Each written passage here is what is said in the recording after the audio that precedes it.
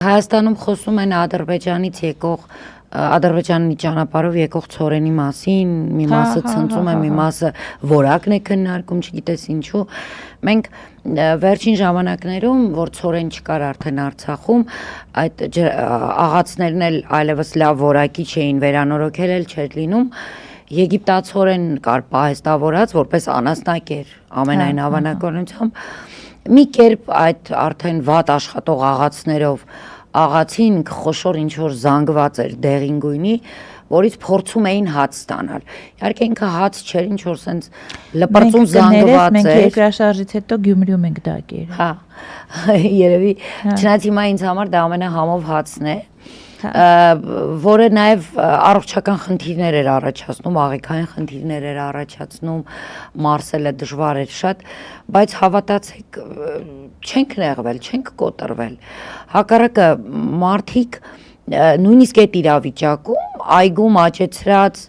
բանջարեղենը պահեստավորել էին, որովհետև վստահ ու հպարտ ասում էին, որ մենք պիտի ձմեռը կարողանանք անցկացնել։ Ես հիշում եմ, որ այդ շրջանում Ադրբեջանը առաջարկ արեց բերի ցորեն։ Այո։ Ու ոչ միայն ցորեն։ Այո։ Նաև այլ պարագաներ, որը օդու ջրի պես պետք էր, եւ ես չգիտեմ ինչքանով եք հիշում կամ ինչքանով եք այն ժամանակ ուշադիր եղել։ Այդ ժամանակ մենք, երբ անժամանակվա նախագահ Հարայիկ Հարությունյանը ազգային ժողովին եւս խորհրդի կարգով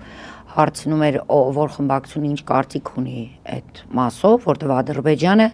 Ադրբեջանի ցորենը, հա, այստեղ իշխանությունների հետ համատեղ կար պարտադրանք, որ պիտի այո ակնայի կողմով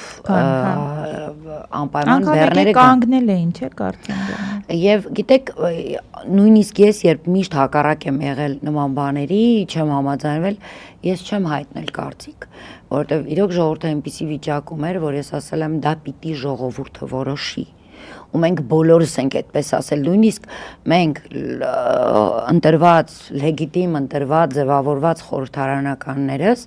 մեր վրա չվերցրեցինք պատասխանատվությունը այդ բային խոսել ժողովրդի անունից ու ասել այո կամ ոչ։ Անկամ հարց էր եղել, ես հիշում եմ, որ ադրբեջանական շտապօգնությունը եկել էր, այդ հարցնել էր։ Այո։ Եվ գիտեք հետաքրքրն է, որ հենց այդ ժամանակահատվածում իրոք հյուծված էր ժողովուրդը։ Չգիտեմ ինչպես ասեմ, որ մեր հայրենակիցները դա անկալեն, հավատան ու հասկանան, որ այո, 21-րդ դարում մարդիկ սովից հյուծված էին, բայց դուրս էին եկել եւ տեսակ օրերով բարիկադներ կառուցեցին։ Չթողեցին, որ ադրբեջանական ցորենը կանայք էին հերթապահ։ Իհարկե մեզ դժվար էր Ստեփանակերտից այնտեղ հասնելը, բայց հենց Ասկերանի ժողովուրդը դուրս էին եկել եւ գիշեր-ցերեկ հերթափոխով թույլ չէին տալիս, որ այդ ադրբեջանական սնունդ էր, թե ցորեն էր, թե ինչ էր պիտի մտներ Արցախ։ Իսկ հիմա Ազատությունն է գրել, որ Ադրբեջանի տարածքով Հայաստան է ուղարկվել եւս 8 վագոն ցորեն ադրբեջանական Ազերթաջի տեղեկություններով։ Ու այս ժամանակաշրջանում, տեսեք սկզբից ինչ-որ մի հատ բում արեցին, հետո լռեցին, բայց այս ժամանակաշրջանում 20660 տոննա հացահատիկ է մտել Հայաստան Ադրբեջանի ճանապարհով։ Այսինքն այդ ամբողջը ինչ դուք պատմեցիք,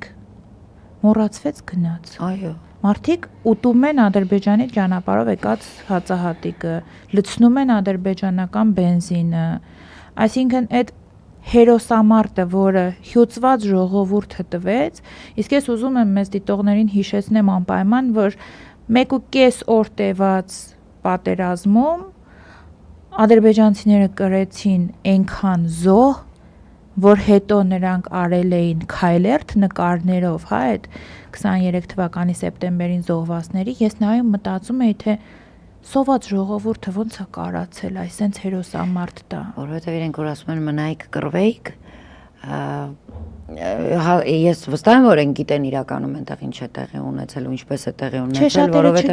չէ, ժողովրդին ինքնատիչ չունեմ, այլ պաշտոնյաներին, որովհետև հենց այստեղի ազգային ժողովի նախագահը նույնիսկ մինչև պատերազմական գործողությունները սկսվել է մի քանի անգամ զանգել էր մեր ազգային ժողովի նախագահին, այսինքն շատ լավ գիտեին, տիրապետում էին։ Մենք այնտեղ չգիտեինք, որ պատերազմը սկսվելու բաներ եղել, չէ՞։ Այո, որ մենք չգիտեինք, որ սկսվելու է, իսկ իրենք արդեն գիտեին։ Եվ զանգում չէին ասում, որ սկսվելու է, իրենք ուղղակի հարցնում էին, ինչ կա, որևէ բան չկա։ Այսինքն իմանալով իրենք սպասում էին դրան, որ լինելու էր հասկանում եք ու